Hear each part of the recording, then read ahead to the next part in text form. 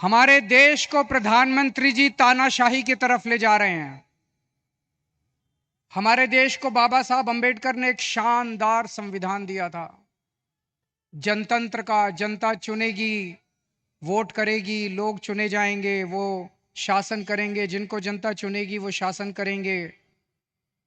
जनता के मुताबिक काम किए। अब धीरे धीरे धीरे धीरे प्रधानमंत्री जी ये जनतंत्र खत्म करना चाहते हैं। मोदी जी ने देखा कि दिल्ली में आम आदमी पार्टी को हरा नहीं सकते, तो मोदी जी ने एक षड्यंत्र रचा, एक फर्जी केस बनाया। उसमें मनीष सिसोदिया को, सतिंदर जैन को, सबको उसमें गिरफ्तार किया और फिर मुझे गिरफ्तार कर लिया।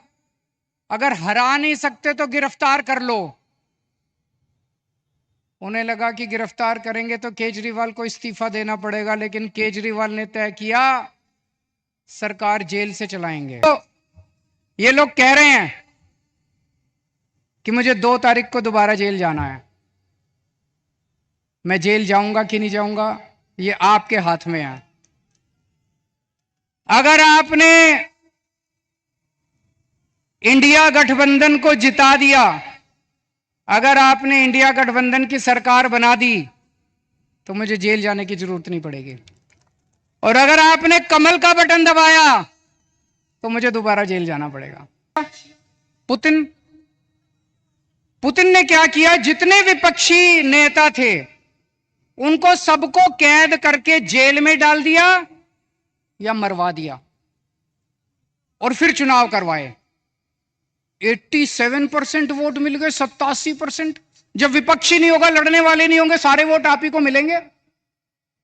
बांग्लादेश में भी अभी ऐसा हुआ, उसने सारे विपक्षी नेताओं को जेल में डाल दिया और शेख हसीना जीत गई।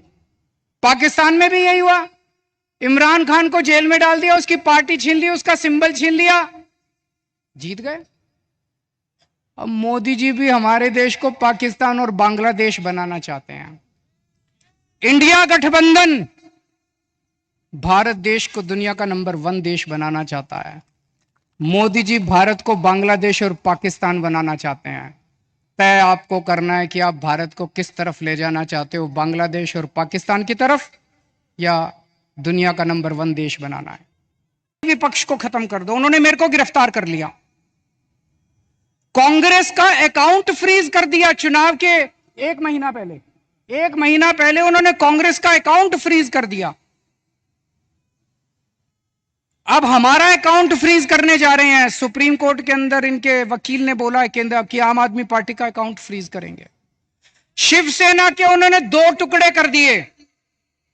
शिवसेना के 2 टुकड़े कर दिए, एनसीपी के 2 टुकड़े कर दिए, स्टैलिन के कई मंत्रियों को गिरफ्तार कर लिया, ममता दीदी के कई मंत्रियों को गिरफ्तार कर लिया। सारे विपक्ष को तहस नहस करने के बाद मोदी जी कहते हैं आओ चुनाव लड़ते हैं।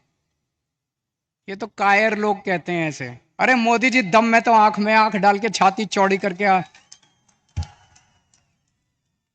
चुनाव की तरह लड़ो ना। सबके अकाउंट फ्रीज कर दिया, सबको जेल में डाल दिया। इस वक्त मोदी जी एक बड़े खतरनाक मिशन पे काम कर रहे हैं। बहुत खतरनाक मिशन है, आपको पता नहीं, अंडरग्राउंड का चल रहा है। उस मिशन का नाम है 1 नेशन 1 लीडर। इस देश में वो चाहते हैं मोदी जी एक ही नेता होना चाहिए। उसके लिए वो 2 लेवल पे काम कर रहे हैं। एक लेवल, जितने विपक्ष के नेता हैं एक एक करके सबको जेल में डाल रहे हैं। कईयों को डाल दिया, और अगर वो जीत गए, भगवान ना करे वो जीते, अगर वो जीत गए, मैं आपको चैलेंज करता हूं अगले चुनाव तक ठाकरे साहब भी जेल में होंगे, खड़गे साहब भी जेल में होंगे, राहुल गांधी भी जेल में होंगे, प्रियंका भी जेल में होगी, केजरीवाल तो है ही जेल में, शरद पवार साहब भी जेल में होंगे, ममता जी भी जेल में होंगी, स्टैलिन भी जेल में होंगे, पिनराई विजयन भी जेल में होंगे। तो एक उनके लेवल पे काम कर रहे हैं, विपक्ष को सबको जेल में डाल दो।